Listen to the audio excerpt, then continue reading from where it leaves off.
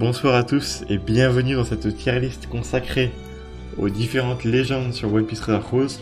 Alors ce qu'on va essayer de faire aujourd'hui, c'est de voir sur le long terme quelles seront les meilleures légendes dans le jeu. Voilà, c'est vraiment un objectif long terme, c'est important à préciser. On va pas juste parler des 2 ou 3 prochains Colisées ou des 3 prochains raids, non, c'est vraiment un objectif plutôt vision 1 an. Voilà, c'est plutôt parce que forcément les prochains Colosseum vont être adaptés aux dernières légendes, et donc c'est pas très intéressant de juste parler voilà, de ce qui va arriver très prochainement. On va essayer de voir vraiment en fait la vraie puissance des unités sur le long terme. Voilà. C'est vraiment ça qu'on va essayer de faire. Sauf qu'on va pas voir toutes les unités pour un souci de temps et pour un souci de praticité. Donc on va exclure toutes les unités qui ont très peu de chances d'être boostées au prochain Sugo Fest, puisque voilà, toutes les unités un peu vieilles, enfin, qui peuvent être très bonnes, mais qui sont souvent vieilles, ne seront vraisemblablement pas boostées au prochain Sugo Fest, et donc bah, voilà, vous pouvez pas vraiment viser, enfin, vous pouvez pas essayer de les avoir, puisqu'elles ne sont pas boostées, voilà, donc c'est au petit bout dans la chance, et donc très peu d'intérêt à les partager avec vous, puisque voilà, ce que je vais vous aider à faire, c'est faire de bons investissements sur des personnages qui vont vous durer sur le temps, et pas des personnages que vous allez arrêter d'utiliser au bout de 2 heures, voilà, parce que les gemmes ça prend du temps à accumuler, donc on peut pas se permettre de claquer des centaines d'euros ou des centaines d'heures de farm pour accumuler des gemmes dans des personnages qu'on va jouer 2 minutes, vous voyez, c'est pas ce que je vous souhaite, et c'est ce qui m'est arrivé un peu sur certains Stugo Fest, parce que j'ai été un peu mal conseillé, donc voilà, je vais essayer de rectifier le tir avec vous, et pour que vous puissiez dépenser vos gemmes intelligemment.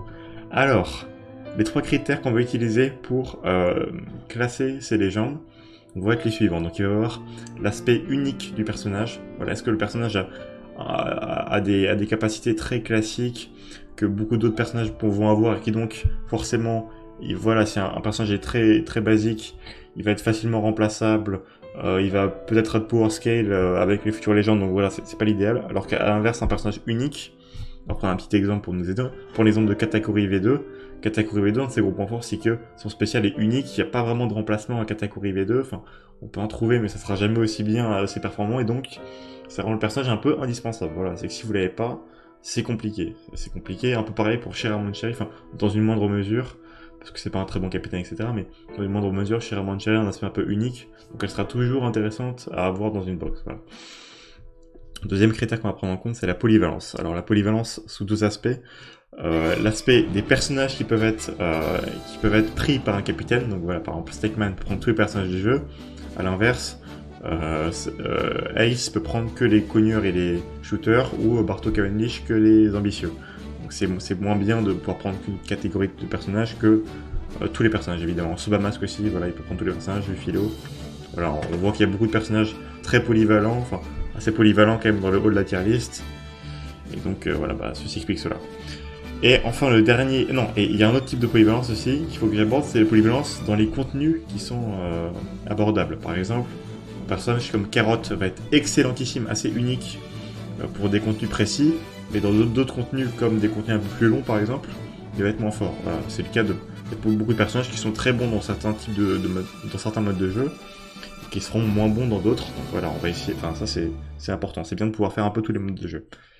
Et enfin, le dernier critère, mais pas des moindres, c'est peut-être même le plus important, c'est les dégâts. Alors il y a 3 types de dégâts constants, dégâts avec un seul spécial, et dégâts maximum. Voilà, on peut avoir en optimisant la team. Donc, on va prendre ces 3, c'est pas évidemment tous les dégâts qui sont possibles de mettre, mais on va prendre ces 3 points de repère pour comparer les légendes plus facilement que juste en faisant tous les cas possibles. Voilà. Alors, on va commencer par le haut de la tier list avec Sobamask. Alors, Sobamask, bon, voilà, c'est vraiment la révélation pour moi de cette tier list. Je l'imaginais pas là du tout au début, mais force est d'admettre que c'est un monstre. Voilà, c'est un monstre. Alors, est-ce que on peut voir pourquoi c'est un monstre? Hop, on va changer une petite team pour voir un peu ses habilités. Alors voilà, vraiment le truc qui le rend complètement craqué, c'est sa Captain Action, mais déjà on peut voir que sa Captain Ability est exceptionnelle. Voilà. C'est un booster Rainbow, on sait tous à quel point Rainbow c'est fort, qui est à 3,5 de base, mais en réalité, comme il booste grandement les chances d'avoir des Drop TND, dans la réalité du contenu, vous allez être à 4,25 quasiment tout le temps, avec tout le temps des matching arms. Donc ça lui procure déjà des dégâts constants, très élevés, voilà, qu'on peut rapprocher de ceux d'un voilà, quasiment de ceux d'un boulette, quoi. C'est des dégâts constants très très très élevés, sans compter évidemment sa Captain Action qui est juste un délire. Elle est broken, voilà, je vais pas m'étendre là-dessus, mais c'est la meilleure Captain Ability du jeu de loin, meilleure que toutes les Switch Effects, meilleure que tous les spéciaux du jeu, c'est incroyablement puissant. Alors ce qu'il fait tout ça, très rapidement, c'est qu'il enlève tous les debuffs qu'il peut avoir sur lui-même, voilà. Il ignore tous les effets défensifs, y compris les augmentations de défense et la défense de base, ce que ne font pas Carotte et le Philo. Et il ajoute 1 million de dégâts sur son attaque de base. Voilà, donc c'est incroyablement puissant parce que ça permet de passer à travers tous les effets défensifs, tous les debuffs. Donc en fait, il n'y a rien qui l'arrête, il n'y a aucun counterplay. C'est ça qui est incroyablement fort, c'est qu'il n'y a pas de counterplay à cette Captain Action et elle dure 3 tours. Donc voilà, pendant 3 tours, vous êtes invincible. Voilà, vous pouvez avec cette Captain Ability, vous pouvez tuer n'importe quel mini-boss du jeu, par exemple. C'est-à-dire que dans les Colisées, vous avez souvent des petits boss avant, qui peuvent être très chiants parfois, qui peuvent vous demander 2 ou 3 spéciaux. Là, avec Sanji, vous allez pouvoir faire la grande majorité de ces mini-boss, juste avec sa Captain Action, parce que vous allez mettre 3-4 millions de dégâts par tour avec ces dégâts boostés, passant à travers tous les effets défensifs, et ignorant tous les debuffs. Donc voilà, ça a aucun counterplay. C'est pour ça que selon moi, ce personnage est le meilleur personnage du jeu actuellement. Vraiment, je mâche mes mots, je pensais pas qu'il serait là au début, mais à force d'observation, il faut bien se rendre compte il faut bien se rendre à l'évidence qu'il a très très peu de counterplay, très très peu de faiblesse aussi, si ce n'est son spécial, qui est un peu faiblard, voilà, parce que sa Captain Ability est tellement forte qu'ils ont voulu nerf son spécial. Et son spécial fait que, voilà, ce n'est qu'un boost de 1,75 Rainbow, ce qui est déjà assez correct, mais ça passe à 2,5 quand il y a 2, mais ça, le fait d'utiliser 2 spéciales sur un tour, voilà, enfin dans des contenus difficiles, ça va être handicapant quand même, donc c'est pas un très bon spécial, parce que voilà, c'est un espèce de demi-spécial si on veut, donc ça c'est un petit peu faible, mais en fait la Captain Ability et la Captain Action sont tellement fortes que ça compense très largement, enfin c'est incroyablement puissant, voilà. Donc, je l'ai considéré, alors les unités sont très légèrement classées, il n'y a pas de vrai écart de puissance, voilà, je peux pas dire que Sobamasque soit vraiment meilleur que Katakuri V1 ou V2 par exemple, c'est très difficile à évaluer, donc voilà, il n'y a pas de vrai classement, mais personnellement je considère que Sobamasque est la meilleure unité du jeu sur la Jap, assez largement, voilà. Il est presque, j'aurais pu faire un tir anti pour lui, parce que vraiment je trouve que sa Captain Action est stupide. Voilà, bon, le Philo, je vais pas m'étendre là-dessus, c'est un personnage très très puissant, voilà, il a pas besoin de faire ses preuves, Rainbow comme Sobamasque, voilà, très très bon spécial, très très bonne Switch Effect.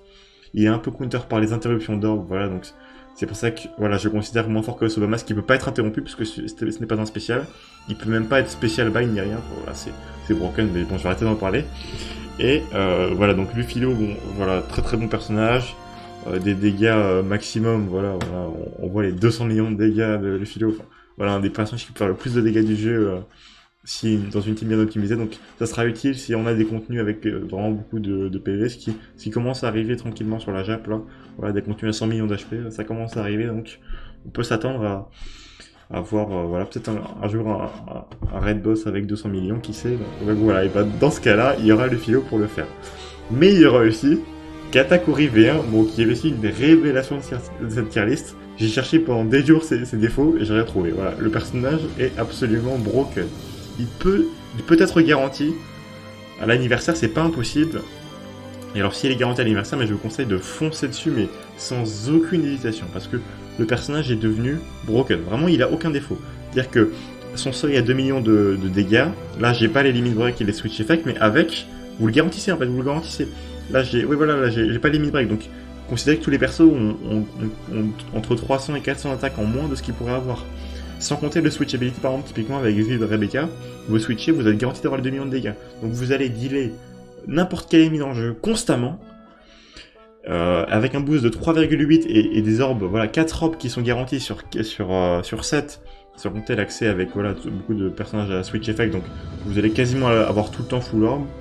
Voilà, donc des dégâts constants hyper élevés, et surtout un spécial aussi qui est devenu incroyablement fort. Voilà, c'est un espèce de spécial de Snake Man sous hors mode. Vraiment, c'est très impressionnant.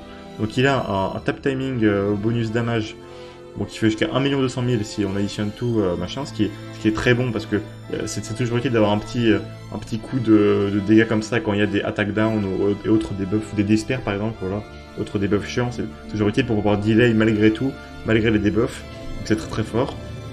Et surtout, Après, il y a un conditionnel attack booster x2, en fait garanti, parce que vu que catégorie peut delay n'importe quel ennemi dans le jeu, c'est le seul conditionnel attack booster, en plus un x2 qui est garanti. Voilà, et il n'y a aucun, enfin, sur aucun stage dans le jeu, vous n'allez pas pouvoir proc ce conditionnel attack booster, et c'est un truc unique dans le jeu. Il n'y a aucun autre personnage, à ma connaissance, qui puisse, malgré une immunité totale, parce qu'il passe à travers les immunités de délai et les immunités totales,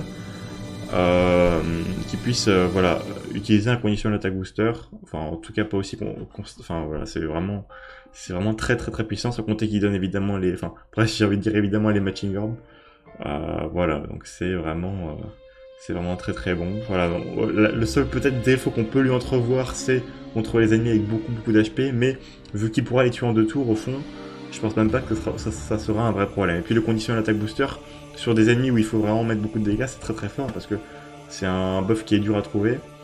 Donc je pense qu'il voilà, il est exceptionnel. Au début, je pensais le mettre vraiment en dessous, mais au final, en comparaison avec les autres, et en cherchant ses défauts, je me suis rendu compte qu'on n'avait pas et qu'il était simplement broken. Donc voilà, c'est garanti foncé. Je vais pas m'éterniser non plus. Passons sur catégorie V2, son grand frère. Alors c'est un cas un peu différent parce que je pense pas qu'en tant que capitaine, il mérite vraiment sa place en SS+. J'aurais plutôt mis en SS ou en S+, même.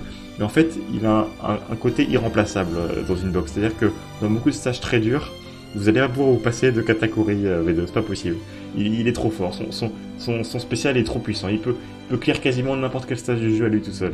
Il est irremplaçable. Il y a pas de...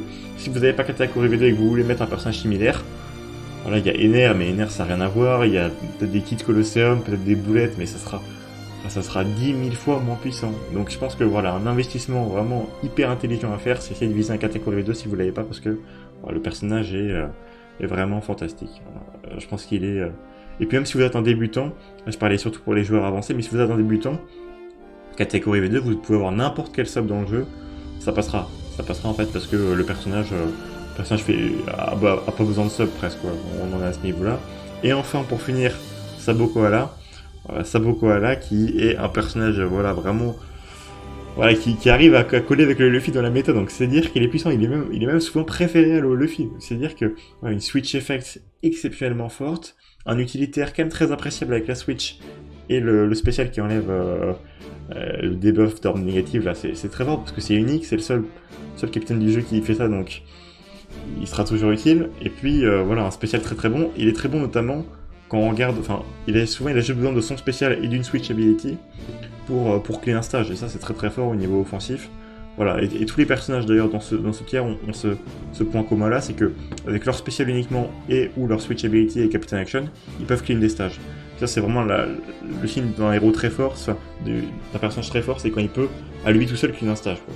Ça montre que vraiment c'est un monstre, quoi. Bon, on va passer peut-être sur les places un peu plus polémiques, enfin non, je sais pas, mais on verra les commentaires. Alors, Luffy Snakeman, évidemment que c'est un personnage extrêmement populaire, ce qui booste un peu artificiellement sa puissance, mais bon, ça je vais pas trop m'étaler sur ça, mais en fait, s'il n'y avait pas les trois mousquetaires là-haut, en fait, il aurait tout à fait mérité sa place en S+, mais je pense qu'à l'avenir, il va être quand même trop fortement concurrencé par les trois là, ce qui fait que malgré sa polyvalence, ses bons dégâts et toutes les qualités qu'on peut lui reconnaître, le fait qu'il soit très dur à contrer, machin, je pense que en comparaison avec les trois, je dis pas qu'il est moins fort, mais je dis que de plus en plus il va être challengé par ces trois là qui sont quand même très très très puissants, et donc il va perdre un peu sa place dans la méta, il va être de moins en moins joué. Et c'est pour ça qu'à l'avenir, je pense que voilà, les trois personnages là notamment vont être souvent préférés à Luffy Snakeman, même si évidemment il sera toujours bon. Par exemple, vous pouvez le mettre en paire avec Sanji, voilà, ou même avec Luffy, voilà, ça marchera toujours, ça sera toujours un très bon personnage, pour ça qu'il est quand même dans un très bon tiers, et au sommet de ce très bon tiers. Et voilà, je pense qu'à l'avenir, c'est pas non plus, ça sera pas non plus le même qu'il a été par le passé. Alors Boulette, c'est assez différent de Luffy, donc c'est un personnage, pour le coup, lui, plutôt de niche, qui a une Captain Ability, voilà, une des meilleures du jeu, vraiment, ça y a rien à dire. Il y a des dégâts constants exceptionnels, même des dégâts maximum exceptionnels au fond, si on commence à mettre tous ces spéciaux là. Non, il me manque un ou deux, qu'est-ce que j'ai fait? Il y a le spécial de Magellan qui... Bon. Ah si, voilà. Hop. Voilà, donc des dégâts maximum, des dégâts constants, enfin exceptionnels, voilà, une captain ability vraiment broken. Voilà, le fait de pouvoir taper super effectif sur tous les types, c'est vraiment exceptionnellement fort. Des très gros boosts, voilà, sans condition, c'est vraiment très fort. Et puis une polyvalence quand même assez bonne, voilà, vraiment il est assez polyvalent, donc ça vraiment, la captain ability, rien à dire. Si ce n'est que, malheureusement, il a assez peu d'utilitaire. Voilà, il n'enlève pas le désespoir, pas le paralyser, rien. Bon, ça c'est pas très grave en soi. Ce qui me gêne un peu plus, c'est le fait que son spécial, comparé notamment au spécial de monstres qui sont à ce tir-là, est un peu faiblard. Hein. Là, typiquement, bon, alors là évidemment, il mettrait beaucoup de dégâts, mais est-ce que c'est vraiment des dégâts nécessaires? Non. Et à l'inverse, si on enlève, voilà, il a quand même full orb, hein, mais si on enlève tout ça, son spécial ne met que 2 millions de dégâts. Alors vous allez me dire, 2 millions c'est pas mal. Oui, mais dans un an, est-ce que 2 millions sera si bien que ça? Est-ce que ce sera suffisant pour qu'un stage? Et puis c'est assez situationnel, vous voyez, si tester plusieurs ennemis, là c'est fort, parce que ça va taper en multi-cible, ça va être sympa, etc. Ou si l'ennemi revit, ou s'il a de la résilience, c'est très bien. Mais dans le cas général, je sais pas si c'est exceptionnel. Et puis c'est un peu vulnérable au debuff aussi. S'il y a des réductions de chaîne, par exemple, s'il y a évidemment le debuff attaque only, mais ça bon, c'est un peu rien. Mais si par exemple il a pas d'orbe pour une raison ou pour une autre, voilà, bah d'un coup le spécial devient... Bon, bah, enfin là, le spécial devient assez faible. En fait, c'est un spécial qui, de lui-même, est pas très fort, alors que beaucoup des spéciaux là, surtout, tout seuls sont très très forts, ils ont besoin de rien d'autre. Même avec des debuffs, hein, Sobamasque évidemment, voilà, prenez ça avec des pincettes, mais tous les spéciaux là sont quand même très très puissants et sont durs à contrer, alors que le spécial de boulette est très facile à contrer, il est assez situationnel, et donc malgré sa très bonne captain ability, j'ai du mal à le mettre en S+, voilà. Donc, après, voilà, peut-être que je me trompe, mais je pense que dans un an, c'est pas le meilleur investissement, et que si par exemple vous avez le choix entre un Katakuri V1 et un boulette, je prendrais assez nettement le Katakuri V1 qui selon moi est assez nettement meilleur. Ensuite, on va prendre Kaido. Kaido, un personnage un peu compliqué à noter parce que ça va être un personnage qui va être excellent dans un type de contenu, et notamment dans les prochains Colisées, sans surprise, il sera excellentissime. Mais c'est un peu comme Boulette dans le cas général, il va être très très bon dans un type de contenu, mais il n'aura pas une polyvalence dans le contenu qu'il va pouvoir attaquer de fou. Et puis son spécial, il en a pas vraiment, et il a pas vraiment de switch effect, donc forcément, comme on peut avec Boulette, quand t'as pas de switch effect, il rajoute assez peu de valeur ajoutée, hormis ses captain ability très très fortes. Et donc je pense que ça va malheureusement le restreindre à un type de contenu précis, et dans l'avenir, je sais pas s'il sera tout le temps joué, je pense qu'il va être cantonné, voilà, à des stages qui sont faits pour lui, entre guillemets. Et c'est assez similaire avec Ace, qui évidemment, ça, il n'y a aucun débat là-dessus. S'il y a du Special Rewind ou du Special Bind, bah forcément ça sera le meilleur personnage du jeu sur ce Colosseum, parce que, ou sur ce Colisée ou sur ce raid, parce que voilà, c'est le maître, ça si vous avez ça en face, c'est jackpot pour lui, il sera formidable. Mais dans le cas général où il n'y a pas de Special Rewind et où il n'y a pas de Special Bind, vous n'allez pas vouloir jouer Ace, quoi, ou vous allez vouloir le jouer pour montrer qu'il peut clean, mais vous forcez un peu, quoi, c'est pas forcément très, très, très intéressant. Donc je pense que un peu à l'image de pas mal de persos qui sont là, il va être très bon dans une certaine situation, mais pas monstrueux dans le cas général. Alors Warco c'est un peu similaire avec les autres. Voilà, donc c'est un perso qui perd un peu en popularité du fait de sa vieillesse, c'est sûrement le plus vieux perso là, voilà, je crois que c'est le plus vieux perso. Ah non, il y a peut-être Akainu, non, je crois que c'est peut-être Akainu, mais bon. En tout cas, c'est un des plus vieux persos du tiers, ça c'est sûr. Et il est excellentissime, notamment ça, faut quand même le souligner, il a clean très très bien tous les derniers Colosseum et tous les derniers raids, qui a été très dur. Voilà, il les a clean sans aucune difficulté, les Garp Challenge, etc. Il est vraiment quasiment obligatoire dans beaucoup de scénarios. Enfin, c'est un personnage, si vous l'avez pas dans votre box, c'est quand même handicapant, quoi. Il y a pas mal de stages où vraiment il est très fort, mais dans le cas général, vous n'allez pas non plus jouer, parce que voilà, son spécial est peut être très inutile dans certains stages, et voilà, et vous pouvez pas forcément stall partout. Il y a des endroits où dès que vous pouvez stall, évidemment il est formidable, mais quand vous pouvez pas, voilà, il perd en vitesse normale. Et Cousin, alors Cousin c'est aussi une surprise, à la base je l'avais mis là, voire là, mais j'ai regardé des gameplays très récents de lui, et vraiment il y a des trucs qui m'ont choqué, notamment ses dégâts avec une switch ability, alors malheureusement le damage calculator ne marche pas sur lui, ce qui est vraiment dommage. Mais voilà, ces dégâts m'ont vraiment outré, quoi. C'est très très très impressionnant. Voilà, il y a des fois où juste avec une switch ability de Lufilo et son spécial, il arrive sur une attaque à mettre 20-30 millions de dégâts. Et je parle pas de 6 personnages qui tapent, hein, juste un personnage qui tape à la fin, en fin de chaîne, en passant à travers les effets défensifs, 20 millions de dégâts. Voilà, enfin, j'ai vu ça, vous pourrez aller voir peut-être sur vous-même, mais en Kizuna, il sera toujours excellent, et ses dégâts sont vraiment très impressionnants, et c'est pour ça que, voilà, si typiquement dans un an, on a des colisées avec 3 ennemis à 30 millions d'HP, ça sera un des seuls personnages dans le jeu qui pourra les clean, hein, parce que vraiment, ces dégâts avec son spécial sont aberrants, quoi. Aberrants, j'ai été choqué avec un peu de switch effect, ça devient n'importe quoi, avec un petit Sabo Koala qui switch, bon, c'est pas optimisé, voilà, ou avec un petit Lufilo notamment, c'est très impressionnant.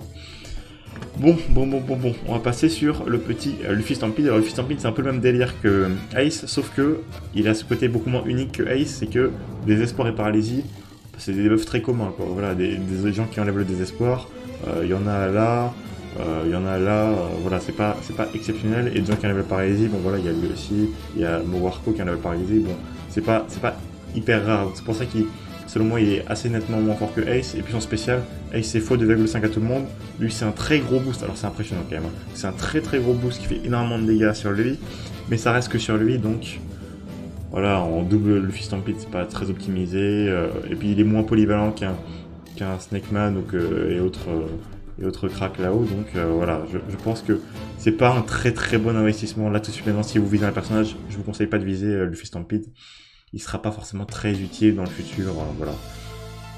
Carotte, excellent personnage, vraiment, je pense qu'il n'y a plus grand chose à prouver à personne. Dans les derniers colisées, elle était formidable, voilà, tout le monde la joue tout le temps parce qu'elle est très rapide, elle est très agréable à jouer, même moi, voilà, c'est peut-être le personnage que j'utilise le plus en ce moment.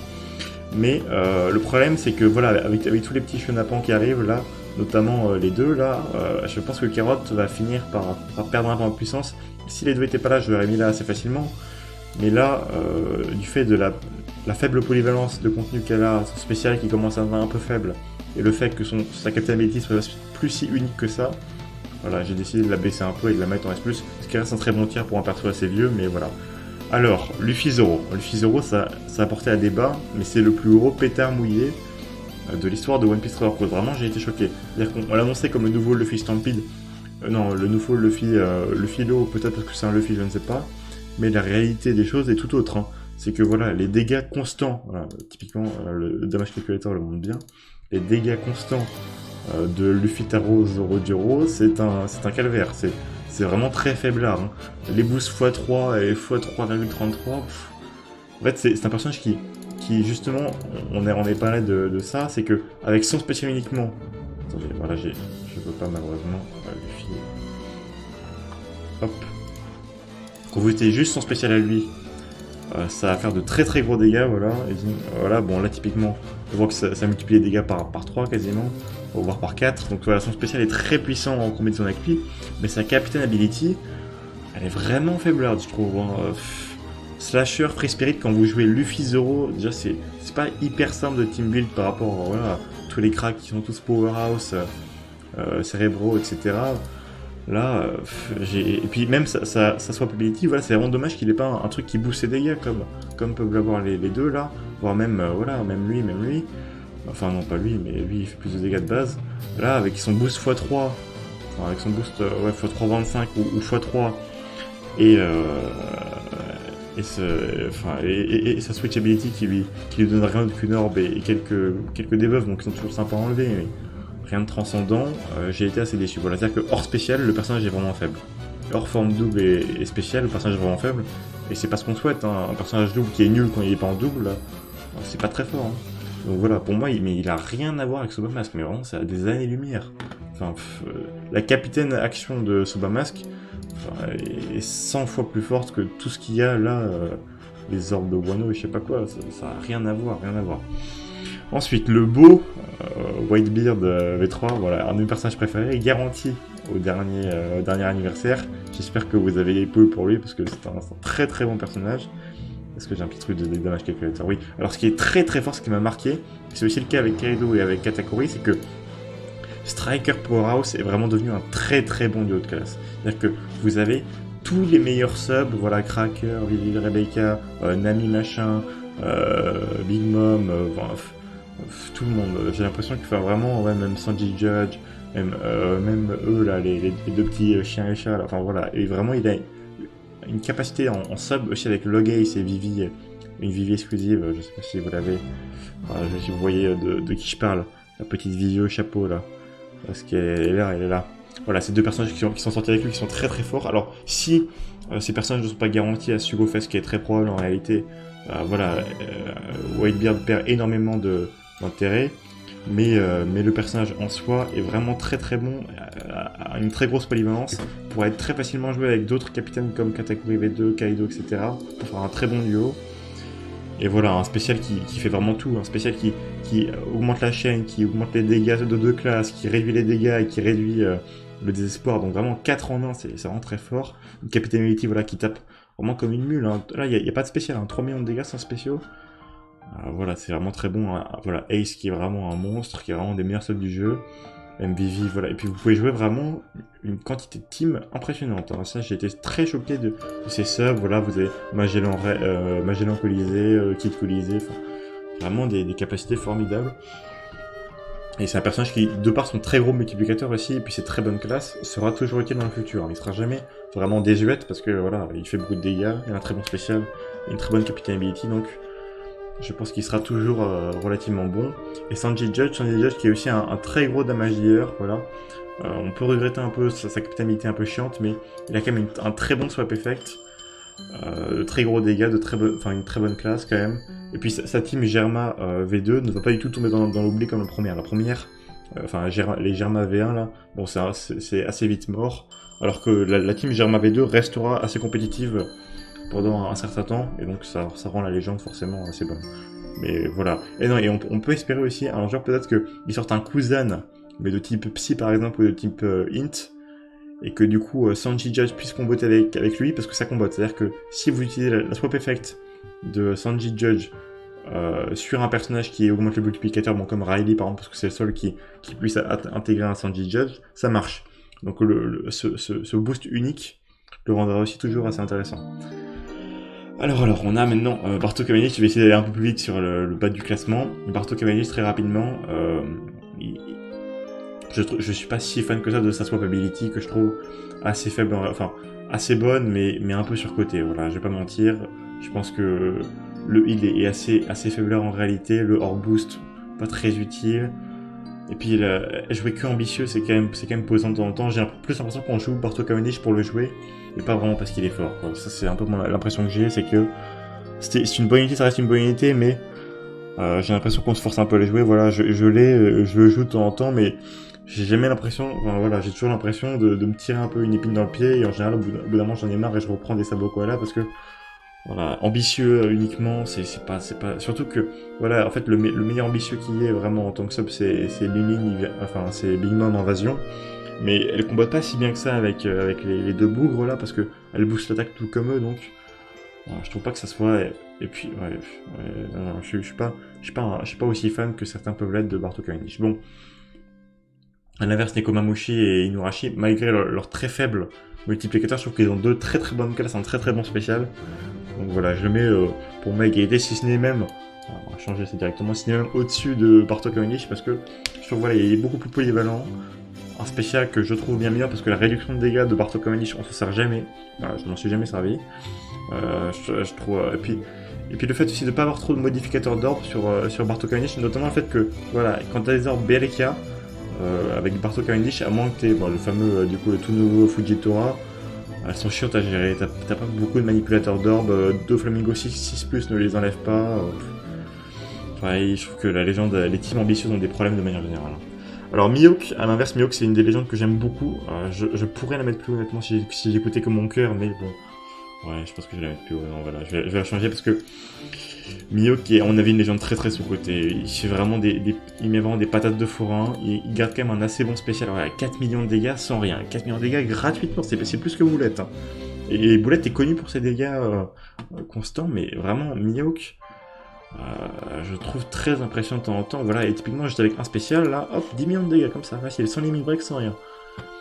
Et voilà, où là, typiquement. Attendez, hop. Là, typiquement. Qu'est-ce que j'ai fait? Ah non, je me suis mis à HP bêtement. Hop, hop. hop, hop, voilà. Typiquement 4 spéciaux là, et on arrive à 100 millions de dégâts. 4 spéciaux, 100 millions de dégâts, ça reste vraiment, voilà, ouais. Moi je trouve que le personnage est très sous-exploité, que la classe sabreur devient de mieux en mieux, notamment avec voilà, le bon Zoro Sanji là. Pedro aussi qui est très très fort, qui rend qui rend les orbes Dex bénéfiques, donc c'est très utile pour évidemment Mihawk. Et voilà, il y a aussi Kaku, Oven, enfin il y a pas mal de bonnes unités support. Mais c'est une classe que je trouve de mieux en mieux, savoir. Donc. Et ils ont un très bon capitaine. Et d'ailleurs, c'est un des seuls capitaines, c'est un des seuls scénarios dans lequel le philo devient un peu. Enfin, c'est un des seuls capitaines qui peut concurrencer le philo en termes de dégâts. Hein. Et notamment, voilà, dans l'Enemy Sabreur, on pourrait croire que le philo voilà, prendrait complètement le rôle de Mihawk en tant que capitaine sabreur, mais en réalité moi, pour avoir beaucoup joué Mihawk, je considère que pas du tout. Capone. Capone, une légende qui, j'ai l'impression, a pas mal perdu en vitesse quand même depuis le temps, parce que 375 c'est sympa, mais c'est pas foufou.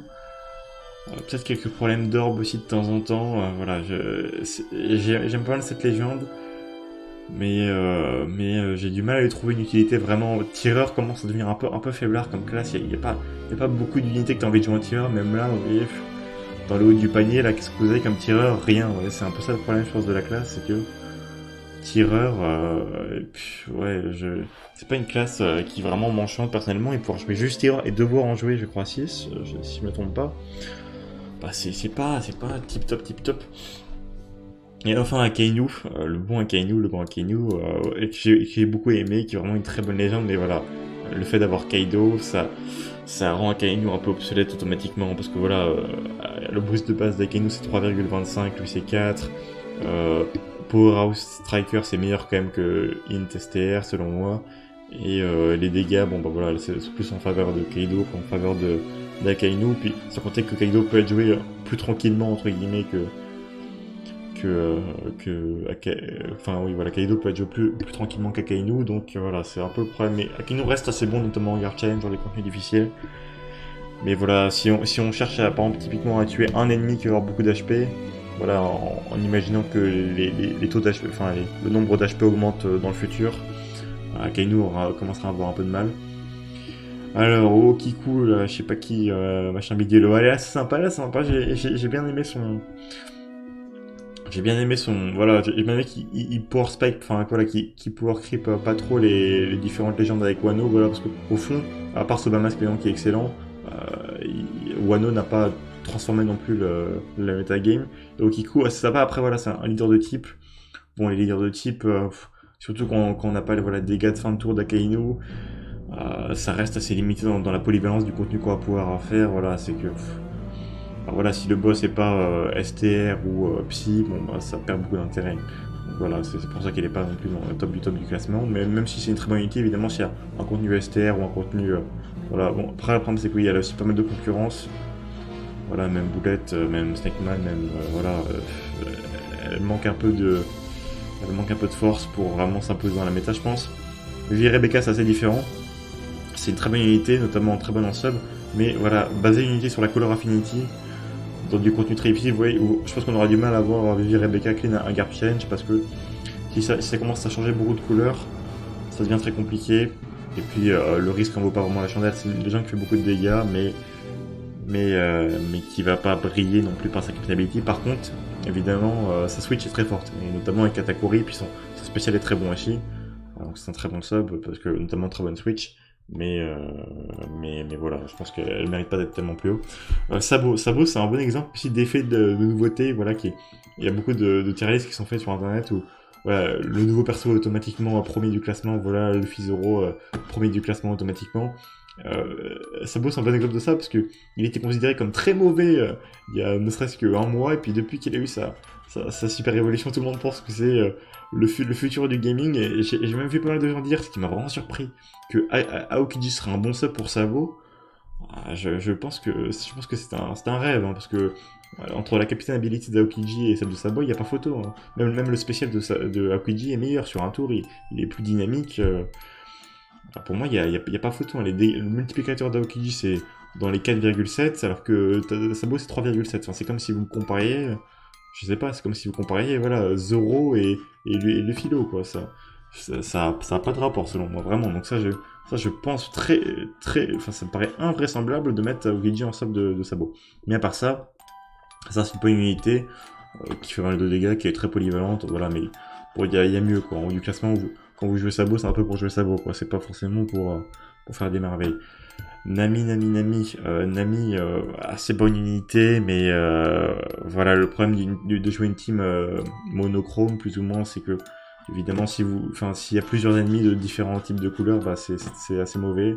Voilà, donc je pense qu'elle est pas très haute, sinon son spécial est assez bon, c'est un conditionnel attaque booster, mais moins bon qu'Atakuri, parce que, voilà, si un mec a une full immunity, ça passe pas, donc c'est pas non plus un personnage de fou.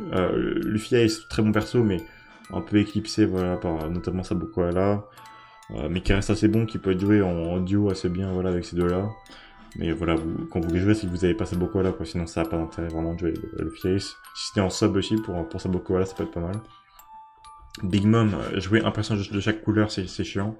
Voilà, parce que, à l'inverse de Nami, quand vous avez un gros boss avec beaucoup d'HP, vous voulez avoir au moins 3 persos, et que vous n'êtes pas boulette, vous voulez avoir au moins 3 persos de la couleur contre. Donc ça voilà, après la spéciale, le fait de devoir être aussi au-dessus de 50 HP, 50% HP, c'est fatigant, voilà, c'est pas appréciable, voilà, même problème que pour Sanji, c'est que c'est pas une bonne condition, ça vraiment, dans les contenus difficiles, tu vas souvent passer en dessous de 50% HP, hein, enfin, ouais, dans les contenus durs, c'est rare de rester full life tout le temps, dans les forêts, dans les machins, et donc voilà, ça rend le perso très fort en Kizuna, mais en Kizuna, tu vas pas le spam, quoi. C'est un bon sub, mais voilà. Et puis une switchability un peu décevante aussi, voilà. Bon, fait pas grand chose, elle change pas, voilà, par rapport à le philo, ça n'a rien à voir, quoi. Bon, Sanji, très gros damage dealer, mais spécial un peu mauvais, je trouve. Et voilà, Cogneur en ligne, notamment au niveau des conditionnels attaque booster, ça m'a choqué. Chercher des conditionnels attaque booster Cogneur, bah bonne chance, hein, c'est vraiment pas facile à trouver. Enfin, c'est pas une très très bonne classe, je trouve. Alors, je sais qu'il y a des gens qui adorent Cogneur parce que là, il y a pas mal de bons capitaines Cogneur, mais voilà, vous allez pas jouer Boulette ou Katakuri avec Sanji, ça n'a aucun sens. Donc voilà, et puis de toute façon, maintenant qu'on a Osama Mask, à quoi bon jouer ce bon vieux Sanji, autant jouer le Neo, voilà. Et Brook, il aura toujours une niche. En vérité, on pourrait le mettre un peu plus haut, parce que voilà, je pense qu'il vieillira jamais, ce personnage, voilà, il changera jamais de position dans la méta, je pense qu'il restera toujours au milieu, avec des moments dans lesquels il sera très très utile et des moments dans lesquels il sera extrêmement mauvais. Voilà, c'est un personnage double tranchant, mais qui est assez bon, voilà, on pourrait le monter un peu. Shiro Shimancheri, bon voilà, pas très fort en capitaine, mais très bon en spécial, voilà, bon là c'est un peu, on va faire ça rapidement, ils ont tous enfin, ces 5 là, Nami, Cracker et Sabo, Shanks, Shiroshi ont des très bons spéciaux, mais une capitability un peu obsolète, et notamment Sabo, ça je comprends pas que des gens adorent Sabo, le fait de devoir tuer un ennemi à chaque tour, je trouve ça extrêmement difficile à mettre en place, vraiment, je comprends pas comment les gens arrivent à jouer ce personnage. En tant que capitaine, en tout cas, je le trouve très très compliqué. Par contre, évidemment, en tant que sub, c'est un crack, donc ça va, un très très bon sub. Mais en tant que capitaine, c'est compliqué. Le Aokiji, c'est un assez bon capitaine, mais voilà, enfin voilà, on peut jouer le Fist Stampede à la place, on peut jouer Katakuri, on peut jouer plein de trucs, quoi. Voilà, honnêtement, quand vous jouez Aokiji, c'est que vous avez... Ah, il fait un beau duo avec Carotte aussi, c'est vrai, mais voilà, même Carotte, elle devient un peu désuète, donc voilà. Et Cracker, bon, voilà, Cracker, on a mis très très bon sub, évidemment, mais... En capitaine, on va pas vouloir beaucoup les voir. Et ça va être pareil pour Garp, bon Big Mom, je l'ai mis là parce que je savais pas où la mettre. J'en ai fait des cauchemars de cette Big Mom, j'aime pas particulièrement le personnage. Voilà, je pense qu'il est très fortement surclassé par Boulet, très fortement surclassé par le film, même Sabo maintenant est meilleur que Big Mom, donc voilà, je vois pas trop l'utilité du personnage pour le moment. Ils sont spéciaux que sur elle. De toute façon, les spéciaux, voilà, c'est un peu la même histoire que le Fist Stampede, les spéciaux, même au fond Kaido, les spéciaux qui apportent, non, au fond Boulette, les spéciaux qui apportent rien à la team, c'est jamais très bon sur le long terme. Bon, Zoro, un peu décevant, vraiment sa sortie, pas formidable malheureusement, voilà, même en sub Zoro, je trouve pas si indispensable que ça. Hein. Maintenant qu'on a Zoro Kizuna, où on peut mettre Weeble, où il y a pas mal d'alternatives. Je trouve pas que Zoro soit si indispensable que ça en tant que sub pour Mihawk, mais voilà. Et Jinbe, très difficile à mettre en place pour pas beaucoup de résultats. En fait, vous avez pas de raison de perdre du temps à jouer ça, quoi. Voilà, quand vous le jouez, c'est pour montrer qu'il est pas mauvais, mais ça a assez peu d'intérêt de jouer Jinbei de nos jours. Et enfin, Jack Chopper, bon, je sais pour les mettre, comme d'habitude. Jack, s'il est garanti, je vous conseille d'y aller, parce que très bon personnage, très utile, qu'on utilise très souvent. Notamment si vous voulez vraiment power farm, monter très vite au niveau. Et Chopper, voilà, il peut être utile, c'est un assez bon sub. Voilà, il est un peu utilitaire, mais après, voilà, je ne conseille pas non plus d'investir beaucoup de gemmes pour l'avoir, parce que, par contre, Jack, ça peut être intéressant de mettre gemmes pour l'avoir. Si vraiment vous êtes bas de niveau et que vous voulez monter en niveau vite, ça peut être intéressant s'il est garanti. Après, voilà, si les garanties multi 9, j'aurais quand même du mal à aller chercher. Alors que Kuzan et Katakuri, je pense que c'est intéressant d'aller chercher multi 9, notamment Katakuri, mais Jack, j'ai un peu de mal à aller chercher. Bon voilà, j'espère que vous avez apprécié cette petite review des différents personnages de One Piece Star Cruise. Si vous avez des questions ou des réclamations à faire, hop, ni vu ni connu, si vous avez des réclamations à faire, n'hésitez pas à le faire sur le forum. Ah, remerciement tout particulier au forum JVC, OPTC et au site notamment. Là, je le fais sur le site OnePiece-TreasureCruise.fr. Si vous voulez faire vos tier list, vous pouvez le faire sur ce site, voilà, ça marche très bien. Il y a plein de trucs à faire. Notamment des espèces de simulation de tirage, c'est pas mal. Ça peut aider à contenir un peu ses ardeurs quand on n'a pas envie de dépenser ses gemmes mais qu'on a envie d'économiser. Voilà. Et sinon, voilà. Donc n'hésitez pas à mettre un commentaire si vous avez des questions, je ne sais quoi. Voilà, c'est tout. À plus.